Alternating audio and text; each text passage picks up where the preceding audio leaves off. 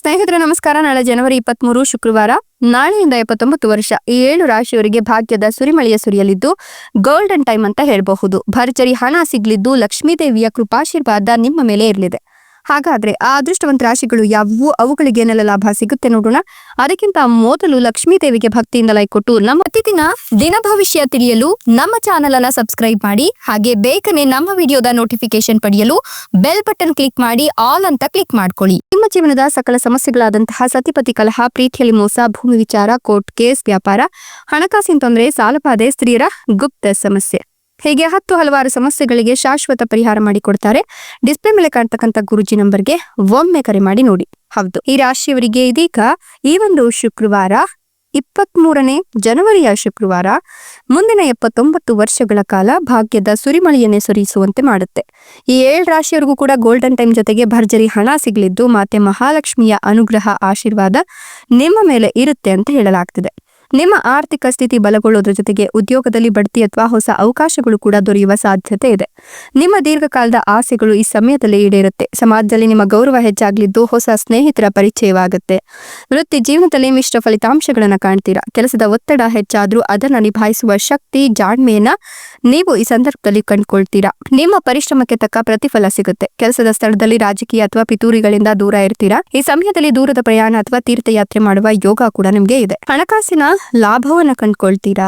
ಕೆಲಸದಲ್ಲಿ ಆಸಕ್ತಿ ಹೆಚ್ಚಿಗೆ ಆಗುತ್ತೆ. ಸಾಲ ಮಾಡುವ ಸಂದರ್ಭಗಳು ಎದುರಾಗುವುದರಿಂದ ಒಂದಷ್ಟು ಮಾನಸಿಕ ಒತ್ತಡಗಳು ಉಂಟಾಗಬಹುದು. ಆದ್ರೂ ಕೂಡ ತಲೆ ಕೆಡಿಸ್ಕೊಳ್ಳೋಕೆ ಹೋಗಬೇಡಿ. ನಂತರದ ದಿನದಲ್ಲಿ ನಿಮ್ಗೆ ಸಕಲ ಸೌಕರ್ಯಗಳು ಕೂಡ ಸಿಗ್ತಾ ಹೋಗುತ್ತೆ. ಆರ್ಥಿಕ ನಿರ್ಧಾರಗಳನ್ನ ತೆಗೆದುಕೊಳ್ಳುವ ಮುನ್ನ 100 ಬಾರಿ ಯೋಚಿಸೋದು ತುಂಬಾನೇ ಮುಖ್ಯ. ಉದ್ಯೋಗ ಸ್ಥಳದಲ್ಲಿ ಕೆಲ ಕಿರಿಕಿರಿಯನ್ನ ನೀವು ಅನುಭವಿಸ್ತೀರಾ. ಹಣಕಾಸಿನ ವಿಚಾರದಲ್ಲಿ ಸಾಧ್ಯ ಆದಷ್ಟು ಜಾಗರೂಕರಾಗಿರಿ. ಈ ಸಮಯದಲ್ಲಿ ಹಣವನ್ನ ನೀಡೋದು ಅಥವಾ ಹಣವನ್ನ ಸಾಲವಾಗಿ ಪಡೆಯೋದು ಬೇಡ. ಸಾಲಗಳನ್ನ ತೀರಿಸಲು ಸಮಯ ಬೇಕಾಗುತ್ತೆ. ಹೀಗಾಗಿ ಸಾಧ್ಯ ಆದಷ್ಟು ತಾಳ್ಮೆಯಿಂದ ಇರಿ. ರಿಯಲ್ ಎಸ್ಟೇಟ್ ವ್ಯವಹಾರಸ್ಥರಿಗೆ ಲಾಭದಾಯಕ ಸಮಯ ಆಗಿದ್ದು ಷೇರು ಮಾರುಕಟ್ಟೆ ಅಥವಾ ಹೂಡಿಕೆಗಳಿಂದ ಹಠಾತ್ ಧನ ಲಾಭವಾಗುವ ಸಾಧ್ಯತೆ ಇದೆ. ಪ್ರೇಮಿಗಳಿಗೆ ವಿವಾಹ ಯೋಗ ಕೂಡಿ ಬರಲಿದ್ದು ವಾಹನ ಮತ್ತು ಆಸ್ತಿ ಖರೀದಿಯ ಭಾಗ್ಯವೂ ಕೂಡ ಇದೆ. ನಿಮ್ಗೆ ಇದೀಗ ಸುವರ್ಣ ಕಾಲ ಶುರುವಾಗ್ತಿದ್ದು ನಿಮ್ಮ ವಿರೋಧಿಗಳು ಅಥವಾ ಶತ್ರುಗಳ ಮೇಲೆ ನೀವು ಜಯ ಸಾಧಿಸ್ತೀರಾ. ಹಳೆಯ ಆರೋಗ್ಯ ಸಮಸ್ಯೆಗಳಿಂದ ಗುಣಮುಖರಾಗ್ತೀರಾ. ಆರೋಗ್ಯ ಸುಧಾರಿಸುತ್ತೆ. ಕೆಲಸದಲ್ಲಿ ನಿಮ್ಮ ಸಾಮರ್ಥ್ಯ ಮನ್ನಣೆಯನ್ನು ಪಡ್ಕೊಳ್ಳುತ್ತೆ. ಆರ್ಥಿಕ ಸ್ಥಿತಿ ಬಲಗೊಳ್ಳುತ್ತೆ ಅಂತ ಹೇಳಬಹುದು. ಜೊತೆಗೆ ನೀವು ಈ ಒಂದು ಸಂದರ್ಭದಲ್ಲಿ ನಿಮ್ಮ ಮಾತಿನ ಪ್ರಭಾವದಿಂದ ವ್ಯಾಪಾರದಲ್ಲಿ ಲಾಭವನ್ನ ಗಳಿಸ್ತೀರಾ.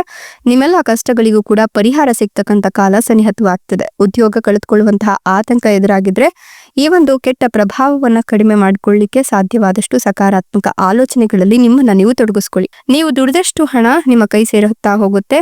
ಉದ್ಯೋಗದಲ್ಲಿ ನೀವು ಸಾಕಷ್ಟು ಲಾಭವನ್ನ ಕಂಡುಕೊಂಡು ಭವಿಷ್ಯಕ್ಕಾಗಿ ಒಂದಷ್ಟು ಹಣವನ್ನ ಎತ್ತಿಡ್ತೀರಾ. ಇಷ್ಟೆಲ್ಲ ಲಾಭ ಮತ್ತು ಅದೃಷ್ಟವನ್ನು ಪಡೆದಿರ್ತಕ್ಕಂಥ ಅದೃಷ್ಟವಂತ ರಾಶಿಗಳು ಯಾವುವು ಅಂತ ನೋಡ್ತಾದ್ರೆ ಮೀನ ರಾಶಿ, ವೃಶ್ಚಿಕ ರಾಶಿ, ಸಿಂಹ ರಾಶಿ, ಕಟಕ ರಾಶಿ, ತುಲಾ ರಾಶಿ, ಮಿಥುನ ರಾಶಿ, ಕನ್ಯಾ ರಾಶಿ. ಇವುಗಳಲ್ಲಿ ನಿಮ್ಮ ರಾಶಿ ಇದ್ದರೂ ಇಲ್ಲದಿದ್ದರೂ ಭಕ್ತಿಯಿಂದ ಓಂ ನಮೋ ಮಾತೆ ಮಹಾಲಕ್ಷ್ಮಿ ದೇವಿಯೇ ಅಂತ ಕಮೆಂಟ್ ಮಾಡಿ. ಧನ್ಯವಾದಗಳು.